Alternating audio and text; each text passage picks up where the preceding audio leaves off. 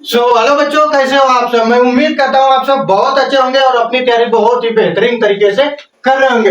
तो आज हम जानने वाले हैं रासायनिक अभिक्रिया के प्रकार। रासायनिक अभिक्रिया के प्रकार, रासायनिक अभिक्रिया के बहुत सारे प्रकार होते हैं। बेसिकली हम इसमें 6 प्रकार जानेंगे।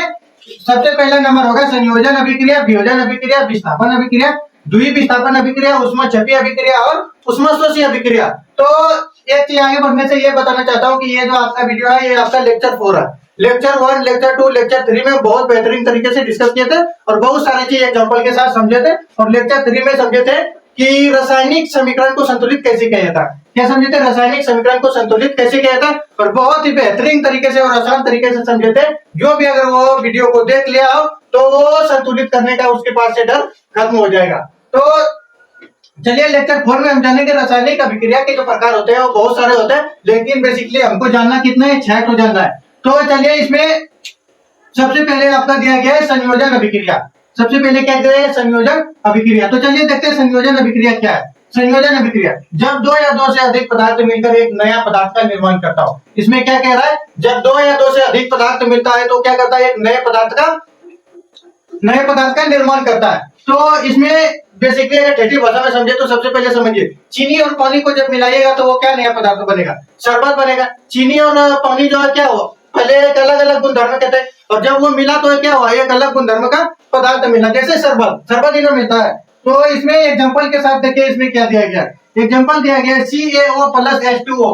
CaO प्लस H2O को जब मिलाइएगा, अभिक्रिया करवाइएगा तो आपको मिलेगा CaOH2। CaOH2 यानी कि इसमें Ca कैल्शियम ऑक्साइड और जल को जब मिलाइएगा तो ये उत्पाद में आपको क्या मिलेगा? उत्पाद में मिलेगा कैल्शियम हाइड्रोक्साइड। ठीक है। और इधर और एक चीज याद रखिएगा, लेक्चर 2 में हम बताए थे कि ये साइड जो होता है, ये साइड आपका क्या होता है? अभिकारक होता है और ये साइड क्या होता है? उत्पाद होता है। तो जब ये अभिकारक में कैल्शियम ऑक्साइड और जल को मिलाइएगा तो उत्पाद में आपको क्या मिलेगा? कैल्शियम डाइऑक्साइड मिलेगा। और चलिए एक नंबर का एग्जांपल समझ लिए और दूसरा नंबर एग्जांपल में देखिए क्या लिखा है। NH3 यानी कि अमोनिया।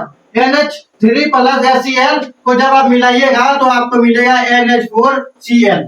NH4Cl मिलेगा यानी कि अमोनिया और HCl को जब मिलाइएगा तो आपको मिलेगा अमोनियम क्लोराइड। अमोनियम क्लोराइड मिलेगा। ठीक है।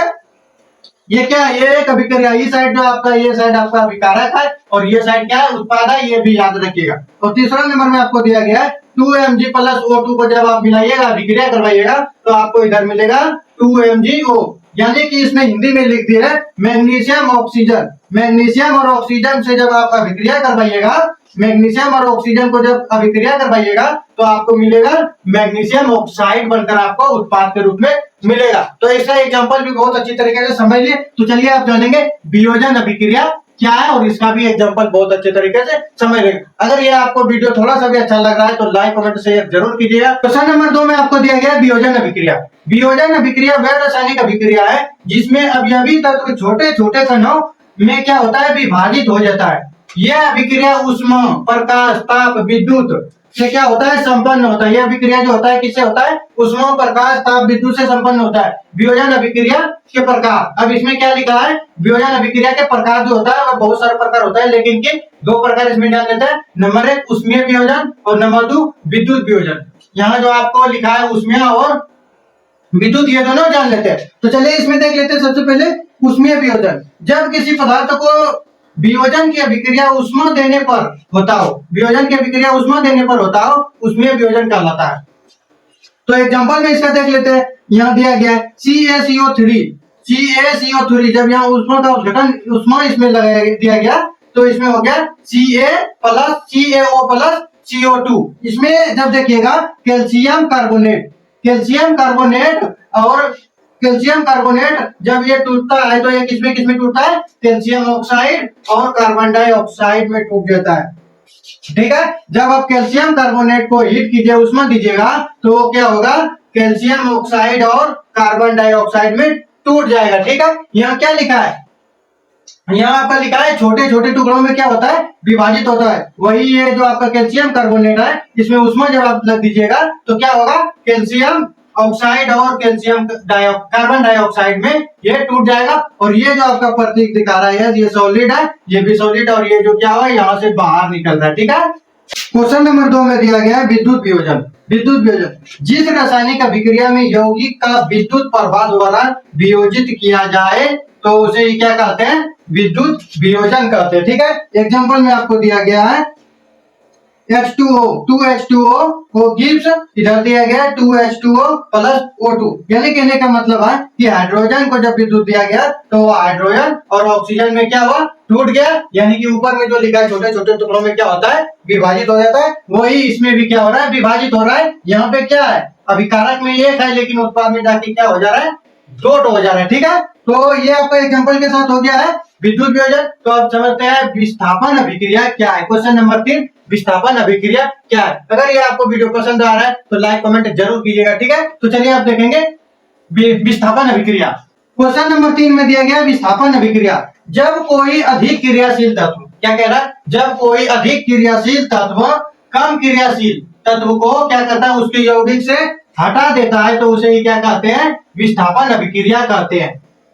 यानी कहने का मतलब है कि जब कोई बहुत अधिक क्रियाशील तत्व होता है वो क्या करता है, कम क्रियाशील वाले तत्व को क्या करता है, उसके यौगिक से क्या करता है, लात मार के हटा देता है। और एग्जांपल से समझते हैं, Zn प्लस CuSO4, ये दोनों में जब ये क्या अभिक्रिया करवाया गया तो Zn क्या होता है, Zn आपका बहुत ताकतवर होता है और Cu यानी कि कॉपर जो होता है ये इससे कम ताकतवर होता है। तो ये Zn क्या करता है, इसको लात मार के हटा देता है। तो यहाँ पे जब इसको लात मार के हटा देता है तो यहाँ पे बना लेता है ZnSO4, जिंक सल्फेट या फिर सॉल्ट। सल्फेट और साल्ट एक ही होता है। ठीक है, जिंक के सल्फेट यहाँ बना लेता है और ये Cu जो है जिंक यानी कि Cu यानी कि तांबा या फिर इसको क्या बोला जाता है, कॉपर बोला जाता है। तांबा या कॉपर एक ही होता है। ठीक है, Cu को क्या करता है, लात मार के हटा देता है कि आप बाहर निकल जाओ, आप कम क्रियाशील हो। ठीक है, और इसमें दूसरे नंबर में इसको दिया गया है एग्जांपल में Fe प्लस CuSO4। Fe जो होता है Cu से अधिक क्रियाशील होता है और Cu जो होता है कम क्रियाशील होता है। तो Fe क्या करता है, इसको लात मार के बाहर कर देता है और यह अभिक्रिया जो करता है बना लेता है FeSO4 बना लेता है और ये तांबा को लात मार के हटा देता है। और उसके बाद इसको हम हिंदी में लिख दिए हैं ताकि आपको बहुत आसानी से समझ में आए। लोहा द्वारा कॉपर हटाकर फेरिस सल्फेट बना दिया जाता है। क्या करता है ये Fe क्या है, लोहा, ये हटाकर क्या करता है, Cu को बाहर निकाल देता है और अपने जगह पे FeSO4 बना लेता है और Cu को बाहर इधर लात मार के निकाल देता है। और एग्जांपल यही था और डिफिनेशन इसका यही था कि अधिक क्रियाशील वाले तत्व क्या करता है, कम क्रियाशील वाले तत्व को हटा देता है। तो आज के लिए इतना ही। नेक्स्ट वीडियो में देखेंगे आपका, इसमें हम 3 क्वेश्चन करा दिए, संयोजन अभिक्रिया, वियोजन अभिक्रिया, विस्थापन अभिक्रिया। नेक्स्ट वीडियो में देखेंगे द्वि विस्थापन अभिक्रिया, ऊष्मक्षेपी अभिक्रिया और ऊष्मशोषी अभिक्रिया। ये 3 क्वेश्चन बताने का ये मेरा मतलब है कि ये लॉन्ग वीडियो बन जाएगा, इसीलिए छोटा वीडियो बनाया है। ठीक है, हमें भी बहुत दिक्कत होता है लॉन्ग वीडियो बनाने में क्योंकि अभी न्यू मेरा प्रैक्टिस किया हुआ नहीं है। ठीक है, तो मिलते हैं नेक्स्ट वीडियो। आपका लेक्चर होगा लेक्चर 5 में मिलेंगे और जो कि ये तीनों क्वेश्चन का फुल डिटेल में बहुत अच्छी तरीके से उस पर डिस्कस करेंगे। ठीक है, तो आज के लिए इतना ही। अगर ये वीडियो आपको अच्छा लग रहा हो और बहुत अच्छी तरीके से समझ में आ रहा है तो लाइक कमेंट और शेयर जरूर कीजिएगा क्योंकि आपका एक लाइक कमेंट हमको मोटिवेट करता है अगले वीडियो बनाने तक। तो आज के लिए इतना ही, बाय बाय, टाटा।